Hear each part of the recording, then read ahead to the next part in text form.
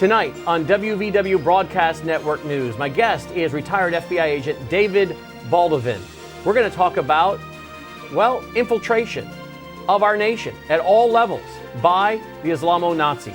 We'll also talk about sabotage, how we, the American people, are sabotaging our own house, just as the Muslim Brotherhood said they would get us to do in their 1991 Muslim Explanatory Memorandum.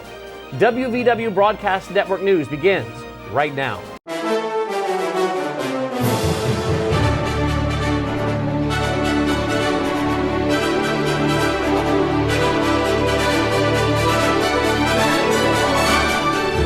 This is WVW Broadcast Network News and Commentary with Brannon, Howse. Welcome, my friends, to the program. Glad you're with us. We are honored to have with us tonight David Baldovin. He's a retired FBI agent and an expert on Islam, and particularly he has studied America's textbooks and how we are brainwashing our own young people to believe the lies of Islam, to help them overturn our form of government, our constitutional republic, and to embrace Sharia. In fact, they're being brainwashed to become subservient to Islam, to become the dhimmis, the slaves, and in many cases, to convert. Welcome, David, to the broadcast. Thanks for being with us. Thank you, Brannon. Great to be here. Is that introduction that I gave accurate? Is that really going on? It's really going on, sir. Yes. And you can document that from the study of the textbooks. I can. Let's talk about who you are. Tell our audience a little bit about you. I said you're retired FBI. Tell us about your background. Okay. I grew up, born and raised in Wisconsin, and went to FBI training school in 1969 and was sent south at that time. I spent 31 years investigating violations of federal criminal statutes in the South, in Georgia, in Mississippi, and in Memphis, in Tennessee. So, David, what year did you join the FBI? 1969. Been quite a bit of changes there since then, correct? Yes, there have. What do you make about what's going on? Well, of course, in 1969, and when you're a young agent, you're enamored with the credentials and the badge and the gun and the label FBI agent. You're enamored with that, and of course I was enamored with it for 31 years because I considered myself very lucky in being honored to have been chosen. I was lucky to be with the folks that I was with. But over time, as usual, and keep in mind now, the FBI is it's compartmentalized, Brannon.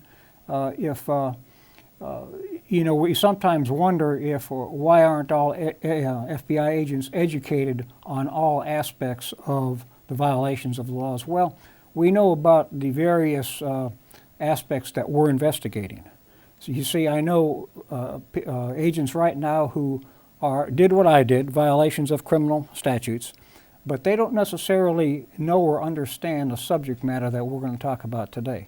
Because I can put myself in their place back in my day, and I would not know what the counterterrorism people are doing down the hall. I would know what I'm doing, and I would have no reason to know what they're doing. So it's compartmentalized. Yeah, and I hear that from a lot of folks that in the intelligence community, it's very compartmentalized, as you say. I have people who listen to my broadcast who are in military intelligence. And some of them have, one guy who's a good friend of mine has hundreds of agents that answer to him in military intelligence. And he'll say to me, well, I really learned something from your program, and I went and researched it out, and indeed what you're saying is 100% true, and it has something to do with national intelligence. And I'll say, well, but wait a minute, why didn't you not know that? And what I learned was, again, that these guys have various area of expertise. They're like doctors. They specialize in a specific area. So they don't know everything that goes on. They specialize in their area of intelligence. And so we find we have guys in intelligence agencies, in the military intelligence agencies that watch our broadcasts, listen to our radio shows, and are learning things, whether from my research or guests like David or guests like Usama or Sharam or the other guests I have. They're learning stuff all the time, and they're in the intelligence community. They're in the military. That's a service that we offer, is it not? It is. What changed over time in my career is we used to have what we would call payday conferences, office conferences. And that is when we all got together, regardless of what we were doing, and discussed basically what we were doing, what kind of cases, because names get tossed around, names of the people that you're investigating, and you might not necessarily know that your buddy down the hall might have some information on that person. So that was done back in the day, so to speak. Then need to know came along, okay? Do I need to know what he's doing? It's a security type issue, okay? And I can see reasons for it, but I think that a good rounded office communication, what happens is I might not know if my buddy down the hall, he might have information on a subject that I'm working on, and I might not know it today, whereas back then I would. You would have. But not to mention, if you're an FBI agent and you're moving around the community, around your state, traveling throughout the country, and you see something, it may mean absolutely nothing to you if you haven't had the proper training. Whereas if you've had the proper training on what Muslims are doing, what Islam is doing, what CARE is doing, Council of American Islamic Relation, posing, as CARE here in America, it's really Muslim Brotherhood or Hamas. If you haven't had this training, you wouldn't even know what to look for. If you saw something, you wouldn't even know to say something because it doesn't mean anything to you. So isn't there a level of which all our police and sheriff deputies and federal agents should have a working knowledge of certain things so they can be the proper national security eyes we need? After what I've been doing for the last 10 years, which is educating myself for the last 7 or 8 years on this subject matter, yes, I can say, because investigating criminal violations of federal statutes is one thing. Investigating the subversion of America is something totally different. I think every FBI agent should have some form of knowledge of what is going on. Now, again, back in my 31 years, I had no clue about counterterrorism. I ran into counterterrorism agents and so forth, but I had nothing to do with it, so therefore I had no need to know. But in today's atmosphere, everything changed. Actually after 1993, a lot of it changed. The World Trade Center bombing, and then again in 2001, of course, after I retired. Let's talk about how things have changed, and to the point that now we have the infiltration of our educational system. And you've been studying the textbooks and everything. But one of the things that caught your attention right away was when a young guy connected to Bill Ayers announced he's running for president. And the reason Bill Ayers has something to do with education is because Bill Ayers of the Weather Underground, a terrorist organization, domestic terrorist organization involved in bombing the Pentagon, Bill Ayers, has not been rejected. He has been elevated within the educational establishment, even being supported by his peers to holding certain powerful and influential offices within the academia arena. So this former domestic terrorist, if you will, hasn't been shunned. He's been embraced and elevated within education. And you kind of got into all this when a young guy by the name of Barack Obama announced he's running for president. And then you, of course, with your FBI background, because when you came on board, the Weather Underground were doing their business. So now you started seeing this connection between Barack Obama running for president and Bill Ayers and the Weather Underground, correct? I knew immediately who this person was, not by name, obviously. But when I heard Bernadine Dohrn and Bill Ayers, back then we called them the New Left. Well, the New Left is essentially the old left. But what they did actually was very smart when you think about it. They were, attacking our culture violently during those days. And we had a case on Bill Ayers. But they went legit, so to speak, okay? The left is historically imprudent. Mm-hmm. They want to do things quick and so forth, and that's their history. But then they said, wait, maybe we need to do this different, and therefore you have the educational system. Mm-hmm. Okay, well, let's do it. Let's take our time and do this. And this. So they really followed the model of the Frankfurt School. And of course, our audience knows all about the Frankfurt School. They probably get tired of me talking about the Frankfurt School. I constantly talk about them because almost everything happening in America now kind of goes back to the Frankfurt School in so many ways. But you and I, in our private conversations, I found out that you have studied the Frankfurt School extensively. Well, actually, a good friend of mine put me on an excellent book about the Frankfurt School. And I knew of the Frankfurt School, but I didn't know it specifically until very recently. And these people that we're talking about, that Brannon is bringing up, the Weather Underground, a lot of them came out of the Frankfurt School era of the 30s and the 40s. They grew up, and they were my age in the 60s and 70s. So that's so they were mentored by some of the Frankfurt School people. That's the roots of it. That's so like correct. Herbert Marcuse kind of mentored some of the Frankfurt School. I mean, Herbert Marcuse of the Frankfurt School kind of mentored some of the 60s radicals. You know, maybe not personally. But his books, his literature, his speeches. Exactly. I mean, people knew about him. Exactly. John Wayne was warning about Herbert Marcuse. Did you know that? I did not. Yes. You know this interview that's recently come out, and John Wayne's gotten all this criticism for things he was saying? In that interview, given in the early 70s, he's complaining about, and rightfully so, warning about radicals like Herbert Marcuse. So Herbert Marcuse was greatly influencing a lot of the radicals of the 60s, like the Clintons. And of course, we know that both Barack Obama and Hillary Clinton both were being influenced by Saul Alinsky. That's true. And of course, Saul Alinsky was studying the Frankfurt School, and Saul Alinsky was studying the Italian communist Antonio Gramsci, and the Frankfurt School was studying Italian communist Antonio Gramsci. So they're all running in the same circles, and whether they knew each other or not, they were aware of each other's information in books and magazines and interviews and articles. And so the Weather Underground was even being influenced by these guys. So what you're saying as an FBI agent, you knew about the Weather Underground. And when you heard that a young guy by the name of Barack Obama was running for president, you didn't have to know anything about him other than once you heard he was friends with Bill Ayers and Bernadine Dorn. That's his wife, right? That's Bill correct. Ayers' wife. That's correct. You knew right away what kind of person Barack Obama was by knowing who his friends were, correct? There you go. That's it. And then we're off to the races. You know, you told me something interesting today on the radio was that your former boss, J. Edgar Hoover, made a very interesting comment about Chicago. Tell me about that. Well, in his book, Masters of Deceit, which actually, after I retired and after I learned about Bill Ayers and Bernadine Dorn and Barack Obama in 2008, the light bulb went off in my mind, and I said, I need to go back and read J. Edgar Hoover's book, which we were all given as new agents, okay? It was part of our quote-unquote indoctrination into the FBI, okay? So, and it was fun and everything, but it doesn't necessarily mean anything to you then like it does now. Because okay? you're saying, you're seeing it in the rearview mirror. Seeing it in the rearview mirror. You know, you're more educated, correct? Right. You've lived longer. You've lived life. And, you know, I'm no different than anybody else. I had a great career in the FBI, but, you know, I learned as I went too. And so Hoover, in his book, Masters of Deceit, deceit being communists, he talks about the potential headquarters if the communists ever took over America, and he was an ardent anti-communist, that the headquarters would be Chicago. Now, I didn't understand why in my first few years in the Bureau, but I did later.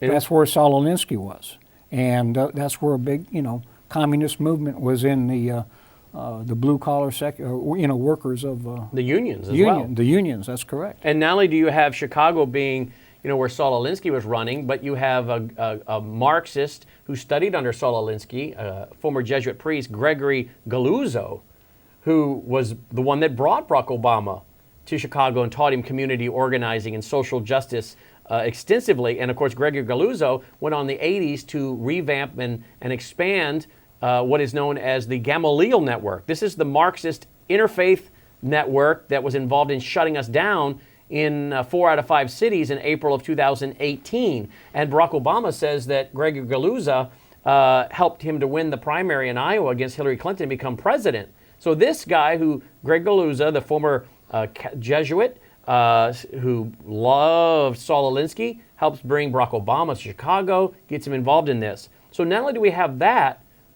we also have the Nation of Islam in Chicago, do we not? We do. So I wonder if J. Edgar Hoover were alive today, he would understand how prophetic what he said was, but it's even worse than what he said. People always, you know, want to call him names and conspiracy theorists and McCarthyism, and he saw comics behind every tree. Right. But oftentimes when we make predictions on trends, that ends up being worse than we even predicted it would be. And I think that's the case with J. Edgar Hoover, because my guess is he didn't realize that not only would Chicago maybe be the headquarters for communism in America, but it is largely, in a large extent, also kind of the headquarters for at least one sect of Islam under Louis Farrakhan. Well, I went back in some of my old literature that I happen to have from my early years in the Bureau, and I have a small booklet titled Black Muslims.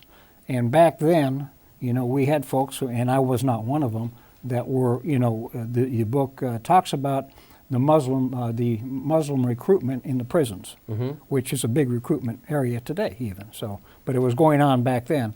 But I wasn't working those kind of violations personally, but we had the literature when I went to various in-services and so forth. So even then it was being seen as a problem? Seen as a problem by some. By some. Before we get into some of the textbooks and everything, let's talk about your colleagues, your age. You're retired. You were in the FBI again for how many years? 31 years. And you retired when? 2000. 2000. And, a lot of us guys my age, people my age, I'll be 50 in April of 2019, we look at guys like you and we're thankful for your service. And we think to ourselves, I wish those guys were back in power because they understood what the agency was to stand for, what it was about. They had an education and a knowledge, a defense of the Constitution. They had maybe a little more character and integrity to the purpose of these institutions because of the culture in which they were raised and brought up in. Education, the media, in TV shows, reinforced American values. There was a lot that reinforced the idea of America, from the home to the church to the education to the media even. They couldn't even show Lucy and Ricky in the same bed together. We know how conservative television was, and in many regards was very pro-American. But as things began to change, obviously, the Frankfurt School talking about using education and media to change a whole society and attack the existing morality of the culture. So I look back and I think, I wish a lot of the older guys were still in power because they had an internal fortitude and a worldview and an education and an upbringing. They wouldn't tolerate a lot of this junk today. But sadly, while that's true about some, you told me something today that really kind of discouraged me, and that was that even some of the retired FBI guys today that are of your generation and maybe older, they are defending and have at least defended up till recently a lot of the garbage that's gone on at the 7th floor that involved the attempt to stop a presidential candidate, Donald Trump, with things that shouldn't have been going on, and then some of the guys on the 7th floor trying to carry out what appears to be almost a coup against a sitting president, and certainly getting wiretapping and things on him that could not be justified legally at the FISA court. So you told me today on the air live that some of your colleagues up until recently were even defending what was going on the 7th floor. When you were saying no, they were defending it simply because it was coming from the 7th floor. And that to me is a little discouraging because we know that power corrupts and absolute power corrupts absolutely. But we go back to the 30s and see what took place in Nazi Germany. We wonder, where were the men? Why didn't they stand up? The people who know these kind of things are wrong. Well, in other words, what I'm saying is human nature hasn't changed. And a lot of the guys with the gray hair and the older guys we thought we could count on to step forward and step out today, even as retired agents, and say, this is not acceptable. And we do see some of those guys on Fox News and other places doing that, and you're doing it. There are a lot of guys of your generation that aren't doing it and won't do it. Why won't they? Human nature, you named it. I've learned a lot about some of my colleagues, my retired colleagues, and some of it is great, and some, in my opinion, you're getting my opinion here, maybe not so great. And when I took the oath, and after I retired, my oath was to the United States Constitution. It was not to a bureaucracy, and it was not to a person. And unfortunately, there are some of my retired colleagues who will defend whatever comes out of the Bureau. There was a saying, while I was in, never embarrass the Bureau. And I guess they take that to the ultimate, to the ultimate, really. And that's not me. That's not many of my colleagues. There's many on that think the way I do. So there's a real division even among your retired federal FBI agents? No doubt about it. It has split the retired ranks. But, there's a majority, I think, are think the way I do. Mm-hmm. And I think up until the end, which actually came here this week, or maybe Sunday when the report was released, the Mueller report, I think even the ones that were sticking by the 7th floor, as you call it, maybe have finally seen the light. But it's sad in a way that it's taken so long for them to do that. And will they say anything publicly or just think these internal thoughts? They will probably never say it publicly. I was considered somewhat outspoken within the FBI. I consider myself to have swam upstream of the bureaucracy. Okay, I didn't always go along with the program, which made me a renegade, so to speak. But that's their term. I thought I was standing up at the time for whatever was right and correct. What were some of the things you're trying to stand up for? Well, the administrative rules that get put in place within any bureaucracy, not just the Bureau. I'm sure the military is probably pretty much the same way. A lot of times, the bureaucracy that's put in place, the administrative rules hinder the investigative agent on the street. Okay. And the ones who get the job done for the American taxpayer are not necessarily following every crossed T and every dotted I in the Manual of Administrative Rules and Regulations. We're not talking about violating someone's civil liberties or rights or the Constitution. No. We're talking about just goofy procedures that should never have been put in place that are hindering the ability of the agent to do his job. Bureaucracies make rules and regulations when somebody makes a mistake, let's say. They make rules and regulations that apply to everybody instead of the person who made the rule. That's a bureaucracy that's just how bureaucracies work. And, we have to put up with that, but still, that's what I'm talking about. I'm not talking about, right.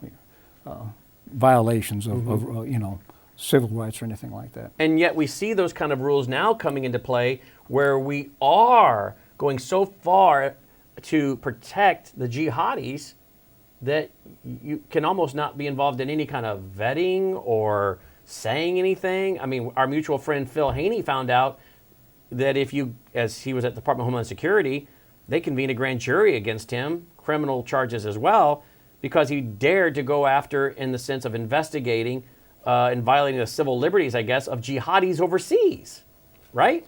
That's correct. One thing that I would like to say about the seventh floor and the leadership of the FBI in this regard is that you will find pretty much the case in the FBI that these folks who we're talking about, McCabe and Strzok and so forth, they spent very little time, is my guess, on the street, learning how to work violations of criminal statutes or whatever. These folks, I'm guessing, had maybe a year or two on the street, and then they volunteered to go up the administrative ladder. And we have, my opinion, suffered for years of lack of really good leadership. I'm not saying management, I'm saying leadership. And that's not across the board. When I make those statements, I know that a lot of my colleagues take issue with me, okay? And that's one of the things I was referring to a minute ago. I'm rather outspoken on that. The leadership has not always been very good, and that's not across the board. We've had some very good folks within the Bureau that went up in management, good leaders, but it's more of a rarity than it is common. When you say leadership, what do you mean by leadership? And the reason I ask that question is we've been doing a series on brainwashing. And one of the things we saw that the communists did in the POW camps with our American soldiers is they immediately identified who the leaders were, and they called them reactionaries. And they moved them out of the way. And they determined that it was about 5%. So they had to get about 5% of the American POWs out of the Korean POW camps and put them into reactionary camps so those leaders could not stop the brainwashing of their fellow American soldiers. So they had to move leadership out of the way. So when we think about leadership, we think of morality, character, integrity, not being compromised, not believing in moral relativism, situational ethics, doing the right thing. What do you mean when you say we're lacking in leadership? Is that what you're talking about? What I'm talking about here is careerists. Okay, it's careerists versus the individuals who who raise up through the ranks and still know what the street agent needs and to do his job. It's the careerists that I'm talking about, the ones that are promoting their own selves, okay? And the same thing in the military too. That's what we have today in the military. I'm convinced of it. So in other words, what you're saying is you have people then that are not committed to the leadership qualities I mentioned. They're committed to whatever gets them the best outcome, i.e. moving up the ladder. That's true. That's pragmatism. That's true. The end justifies the means. Yep. And that's how you corrupt an agency, or at least weaken it, certainly. I think that's human nature again. Going back to it. Sure it is. It's human nature to do the best you can, I guess, materially or financially for yourself and your family. So as we transition, we know that the Frankfurt School said we're going to go after education and media, Let's talk quickly, though, about J. Edgar Hoover, because you mentioned him. He was a strong anti-communist. Right. He was your boss for a while. Yet, after his death, he's been portrayed by history and liberal media as cross-dresser, corrupt, immoral guy in so many regards, a real tyrant, dictator. He's not here to defend himself. It's funny, a lot of these charges about his, quote, cross-dressing, and quote, and all this stuff were not said when he was alive that I'm aware of. Well, you know what? They say an awful lot of things about me that aren't true on media websites or blogs or different social media sites say all kinds of things about me that just are not true. So I'm kind of aware of the fact that people are marginalized, characterized, or as Saul Alinsky said, pick the target, freeze it, and pulverize it. I'm wondering if the character assassination on J. Edgar Hoover might be largely due to the fact that he was anti-communist, and this is just an information operation propaganda war to destroy people like him as a warning to anyone coming behind him. Looking in retrospect, I think he was being marginalized. I do. So he wasn't perfect, but a lot of things being said about him we should take with a grain of salt. Exactly. None of us are perfect. No. All right, David, let's talk about what's led you to end up investigating the textbooks of America. I mean, you're a former FBI agent. You know about the Frankfurt School. You know the Frankfurt School said that we're going to go after education and media. And you're right to examine these textbooks. But what led you to start investigating these textbooks across the country? Well, I've got a family member that's been in the teachers' union as a teacher. Mm-hmm. And I saw what was going on with the rhetoric of the teachers' unions. Okay, I saw it firsthand. And so in 2013, some children came home from school in Franklin, Tennessee, and in Murfreesboro, Tennessee, and they were telling their parents about what they'd learned in school that day about Islam, and the parents were pretty much clued in of what was going on, and the call went out amongst a group of patriots in Middle Tennessee, one of which I've been tied into. And so I volunteered to help this group review social studies textbooks, basically for the 7th grade and high school social studies textbooks. And we did that in Tennessee in 2013, and that was for textbooks that were being proposed. They weren't out yet for the upcoming 6 years, okay, which is like now. Well, that was in 2013, and of course we found what we expected, what we suspected all along was going on, a lot of Marxist indoctrination. Would it surprise you that Ronald Reagan had nothing to do with the demise of the Soviet Union? It was Mikhail Gorbachev. Okay, so they don't give Ronald Reagan any credit. He may be mentioned by name, but it's basically Mikhail Gorbachev that is exalted as far as the fall of communism and so forth. And that's just one example that I'm giving you. But they also equate this is another one that just came to mind. Also equated was the Soviet satellite states with the states of the United States in these textbooks. Now think about that for a minute. That we're all the same. We're all the same, right? So communism and the former Soviet Union and America are really the same thing. We're all the same, right? So anyway, that was in 2013, and a couple of our members of our group in Tennessee spoke about the findings that we had before the Tennessee Textbook Commission, which was to no avail. They disregarded our efforts and everything. And I personally made some presentations before school boards in my local area, again, which fell on deaf ears. But in these textbooks were approved that we objected to. Now, fast forward to 2018, and some more social studies textbooks are being proposed again. And during this course, this length of time, very few paper textbooks are coming home with children anymore. They're on iPads, a lot of them now. More on online and everything.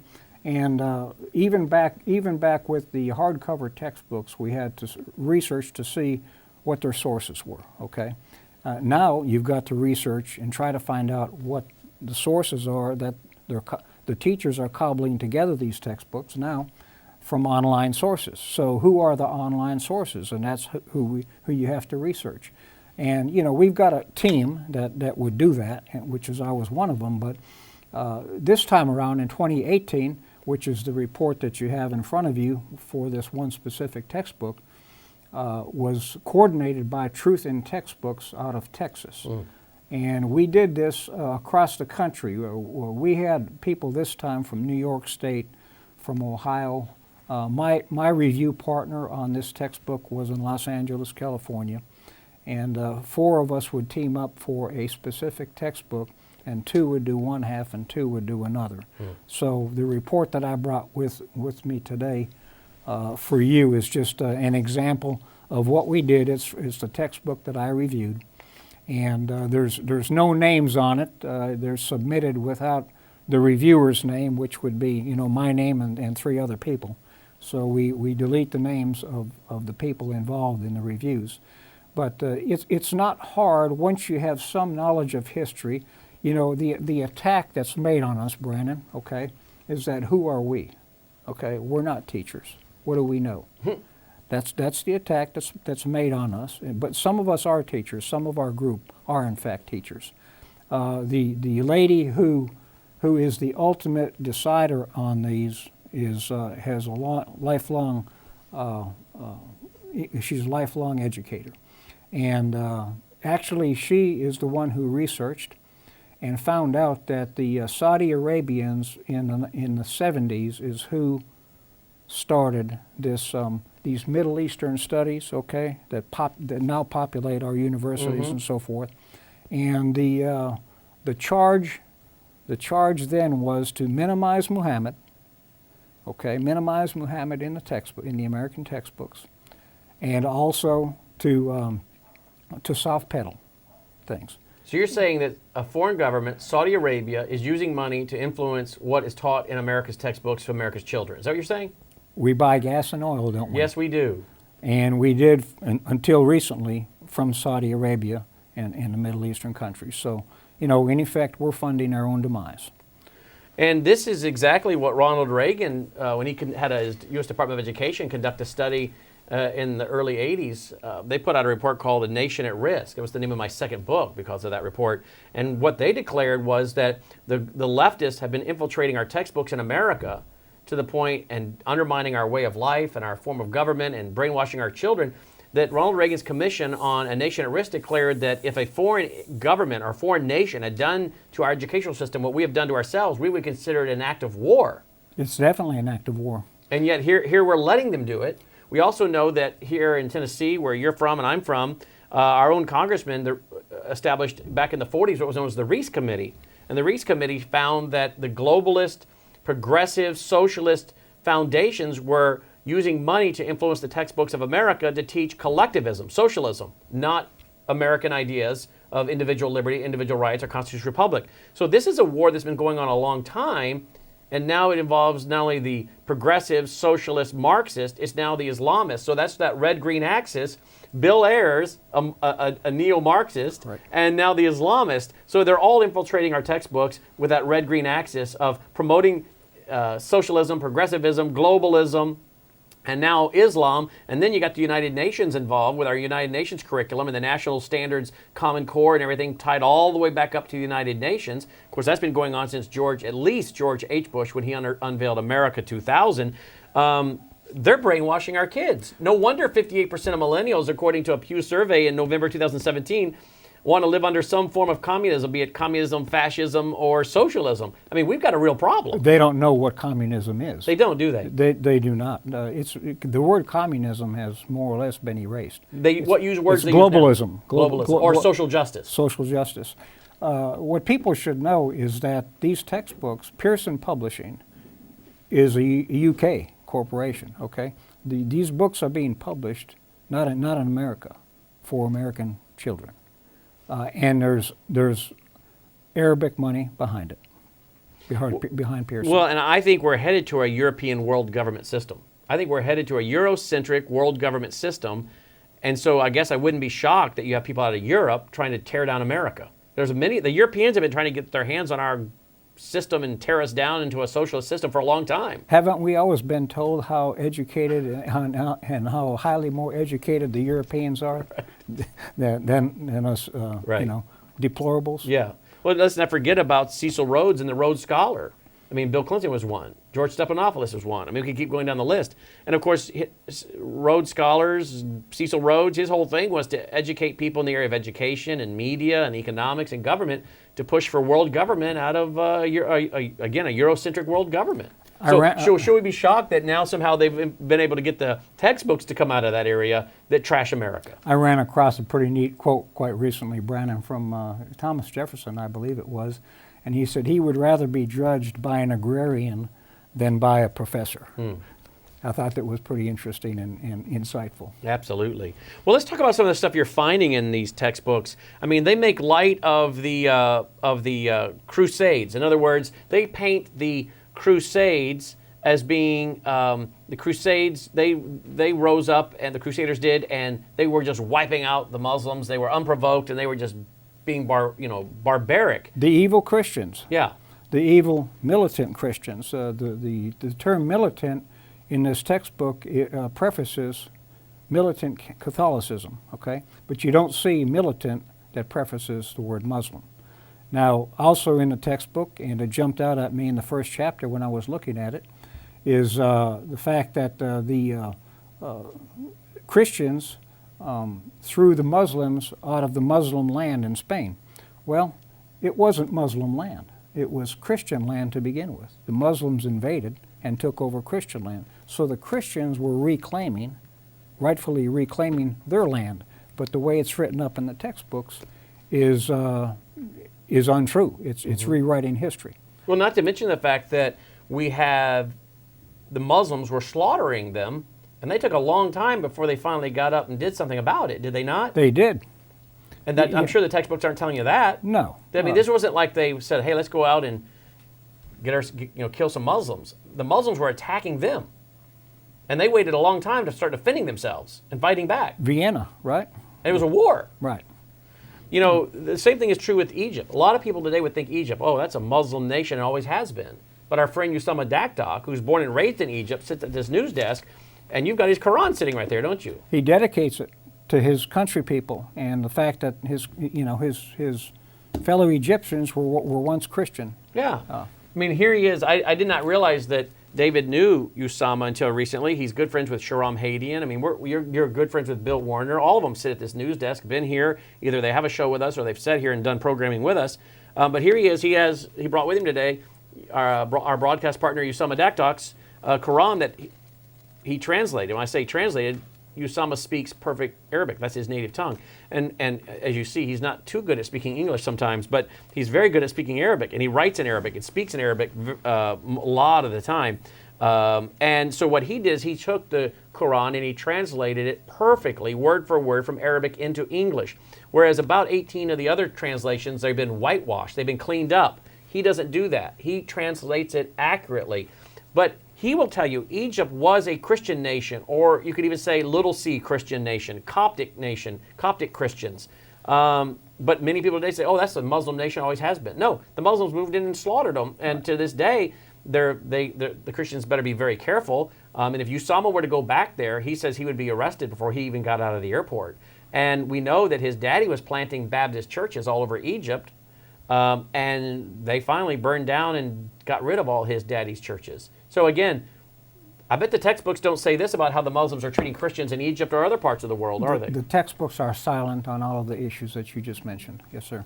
So they can't even get the Crusades correct. But you know what's shocking is not only can the textbooks not get it right, neither can well-known, internationally known Bible teachers. Here's one Bible teacher writing in a book he wrote in 2000 and really going after Christian activists. And what's really interesting, he goes after conservative Christian activists while he seems to make a way for the progressive Christian activists today who are his friends. But this Bible teacher wrote a book really going after, as rebel-rousing malcontents, conservative Christian activists. On page 5 of that book, he writes, "There's no denying the historical precedent for political, cultural, and even military activism by professing Christians. But such precedent doesn't make that sort of Christian preoccupation right or biblical. The Crusades during the Middle Ages were waged for the purpose of regaining Christian control of the Holy Lands. Yet few believers today would praise that effort," end quote.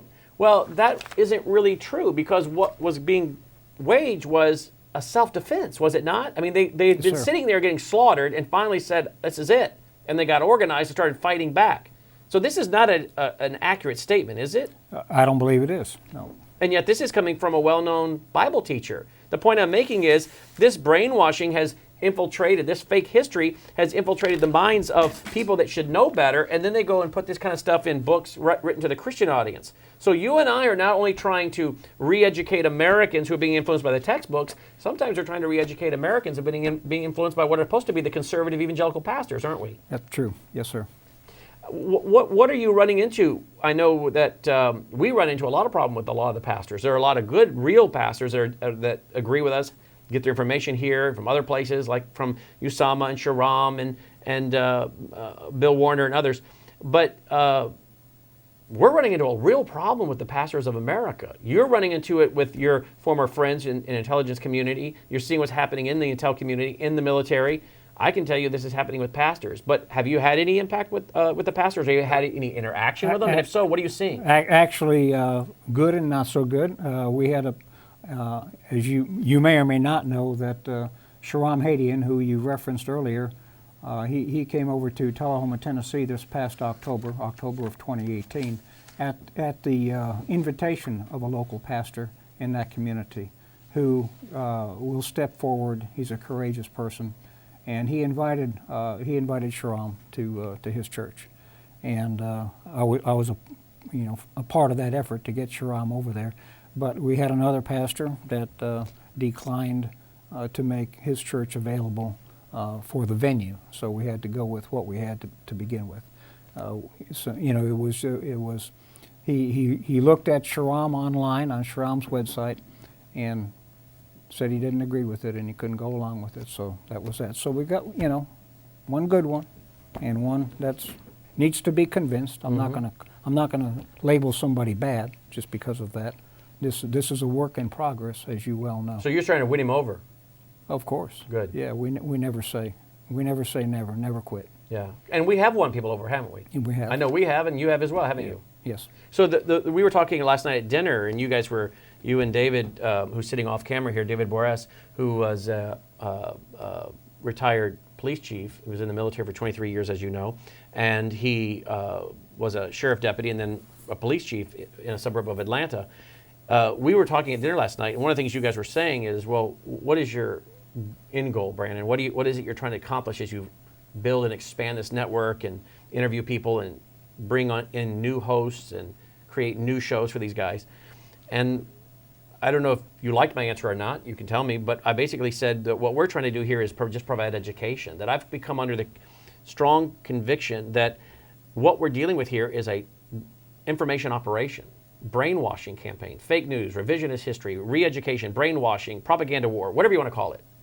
And it's the truth that sets people free. And I cannot tell you the number of emails and handwritten letters we've received over the years from people that say, I used to believe all of this, and then I stumbled onto your radio show or your TV show, or someone gave me your book, or gave me a DVD, or I watched this or that you produced. And I started exploring it, and I found out it was true. And then I kept exploring more, and I found out what you're saying was true again, and pretty soon I became an avid listener.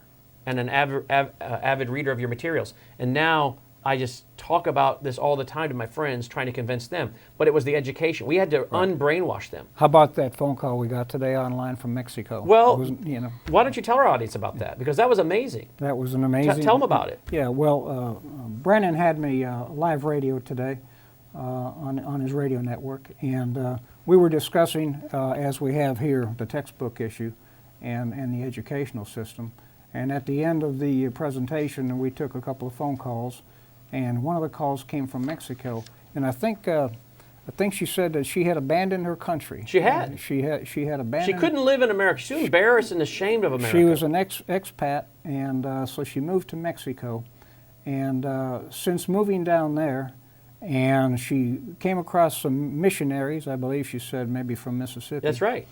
And she started listening to them, and her whole attitude about her birth country has changed. And now she said she's proud to be American. Proud to be an American. Yes, sir.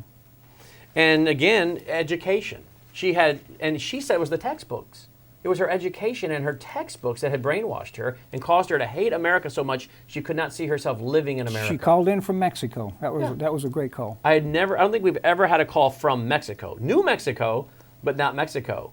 And what's so fascinating, David, is I was telling you that in the last week we've had calls from New Zealand, Mexico now, Great Britain, calling into our radio show. They're listening all over the world. And of course, this is the beauty of technology today. But her story is one of education, and the truth opened her eyes to the lies. And we know that's how people are brainwashed, with lies. So what you're doing, what I'm doing, the reason we're fitting so well together is we're on the same path. We understand the same threat, that we're under siege. Our nation is under siege. There's a national security threat. In fact, I think it's a clear and present threat to our very existence of a nation. Is that an accurate statement? It is an accurate statement. Speak to that. This is how they've done it, basically. From, I think it originated probably in Prussia, and the how they wanted a subservient person to the state. Okay. This was, before Germany, in Prussia back in the 1700s. They realized that they could school kids, youth, and get them to do what they wanted them to do. Now in America, we were fortunate because of our founders. Isn't it amazing how those people came together at one time in our history to give us what we have here today? Mm-hmm. And we had local education. See, we didn't have nationalized education, and that has been what's come about since Jimmy Carter gave us the Department of Education. Exactly, but this started before that. Sure did. But that just formalized it. The federal control, the national control of the education of our children, in which it's not education in the true sense of the word. And it's indoctrination. Right. It's brainwashing. Yep. Here's one of the ones, I'll slide this over to you. We talked about this on the radio. This is give them that one. Tell us about that, what the kids are learning. So we see that they're learning the wrong things about history and Islam and the Crusades. Here's one on, I'll talk about that red-green axis. Now here's one on what the Marxists are believing and indoctrinating the kids into Marxism. What we had to do with this textbook review to give you a foundation for it is that we had to document a lie, okay? We had various different characters: factual error, omission of fact, half-truth, slant, or bias, or incorrect terminology. And we had to make that determination of what we thought it was in the textbook, and then state the quote, and then go to a fact source to refute that information. So here we have in Chapter 2 of the textbook I referenced earlier. It's a McGraw-Hill World History and Geography, Industrial Revolution to the Present, Tennessee edition 2019. Chapter 2, here's the quote. In it, Voltaire, you're talking about what, the 1700s now, points out the Enlightenment ideals of freedom of thought, social justice, and religious tolerance, and how life at the time fell short of these ideals. Well, the term social justice was not used in Voltaire's time. So there you have revisionism going on by the person who are cobbling these online textbooks together. And we, in part of our documentation, we document that the term or phrase social justice is a relatively modern term which was not used. It's a cultural Marxist term in essence. It's appropriating the word justice by putting the word, social in front of it, or common good. It was not in use back then, which means in Voltaire's time at the Enlightenment. Now you just said or common good. I'm so glad you said that, because other than myself, I am not aware of anyone else who just equated the phrase common good with socialism or social justice. That's just another word for social justice, common good. Right. But you just used it. And how about common core? You mentioned common. Yeah. Right. We're all the same, right? Mm-hmm. Right. Mm-hmm. Common to the core. Common goods. It's collectivism. Social justice, human flourishing, shared community. These are all the same masking terms for socialism or diminishing of individual liberties and freedom. When you were an FBI agent, we talk often on our radio show about individual liberties and freedom and what is the law. The purpose of the law, I'm sure you've read Frederick Bastiat's little classic book, The Law. That was one of the first books that I read after getting involved in this Good. in this effort. Well, as our listening friends know, because we talk about it quite often, he says, look, the purpose of the law is really to defend individual liberties. And the law is simply individuals coming together collectively to defend individual liberty. So what I can do as an individual, then the law ought to be able to do that as well. So if I can defend myself against someone breaking into my house to kill me or steal my stuff, well then collectively we have government and law to defend that individual liberty of self-protection, self-defense. What I cannot do as an individual, the law really should not be able to do either in most instances, such as I can't go over and steal my neighbor's new car. Well, the government can't come along and steal your car because government is simply individuals coming together collectively to form civil government for the protection of individual liberties. So collectively, the government should not be allowed to steal my neighbor's car. So at the end of the day, civil government is individuals coming together collectively to defend individual liberties, correct? That's correct. And that's what you as an FBI agent were seeking to do, right? Defend individual liberties for the collective. Whereas today, we're destroying individual liberties for the so-called benefit of the collective. That's it. And that's the effort, the long-going effort that's been going on for a very long time, 100 years at least. In our last remaining 3 or 4 minutes here, are we making progress with, I know we get emails all the time, so I know we are here in our organization. Are you guys making progress? I mean, when you did this report, has this had any effect? What has happened when you would give this report? Because again, these are about textbooks that are being used all over the country, right? I'll say the good news is in Texas and the bad news is in Tennessee. What? In Texas, it was received well. In Tennessee, when we presented our findings again this year, like we did in 2013, they were basically rebuffed again. We were given 15 minutes in front of the State Board of Education, and it was the same outcome as it was in 2013. So they basically threw it in the trash. It's probably in the trash can. But in Texas, they took it seriously. More seriously than we did. Yeah. When you say when we did, you mean the people in Tennessee. They've had some impact in Texas. And I'm not saying that we haven't had any impact. No efforts go to waste, okay? You can't quit, okay? We're not taking this and taking it lying down. So we will continue our efforts. How about individual parents and grandparents? Are you seeing that they're seeing this and saying, okay, if this is what the schools are going to teach, then I need to counter that? I think, as time has gone on, and I look back at my time as a parent too, we sent our kids to school thinking that they were going to be, taken care of at school. And of course, my kids went to school in the 70s and the 80s. But today, parents, again, are so busy that they really take very little time to know. It was really, these folks in Franklin, in Tennessee, and in Murfreesboro that I referred to, they were special parents that the antenna went up, okay? That wouldn't happen with a lot of parents, when their kids came home from school and said, hey, Mom, hey, Dad, here's what we were talking about learning today at school. There's a lot of parents that wouldn't know. They wouldn't know. They wouldn't even know that what was being taught was inaccurate. Right, exactly. And of course, part of the problem you say is that now we don't have textbooks. These kids have iPads, and everything is on the iPad. They don't go to the locker and have a bunch of books in their locker. Almost everything now is on an iPad. Yep, that's true. So it's hard for the parents to say, oh, let me see your history book and flip through it. And who's to say, not a conspiracy theorist, except when it comes to the Frankfurt School. but who's to say that that's not done purposely? There's something to be said for hardcover textbooks. Absolutely. Versus what the kids are being given now. Well, we know the purpose of putting it all into computers. The bureaucrats all the way back to the Carter administration were admitting, and it was being picked up and promoted by the newspapers in Washington, D.C., as I documented in my book, Reclaiming a Nation at Risk from 1995. They, at the federal level, were already calling for training kids on computers and tracking everything they were believing and keeping a file on them. And of course, they do that in China. Right. It's called a Dangan. Mm-hmm. Hiring, firing, job promotions are all based on review of an applicant's Dangan, ability to travel. And now we find that's going on in America, and now states are rolling out the new national ID, the smart card, the new national ID card that's going to have a computer chip on it that has no idea what is on it. But we already know that Betsy DeVos at the Department of Education, even under Donald Trump, has signed America onto a United Nations Agenda 2030 program that openly states they're going to track kids from school to career and keep this information on them.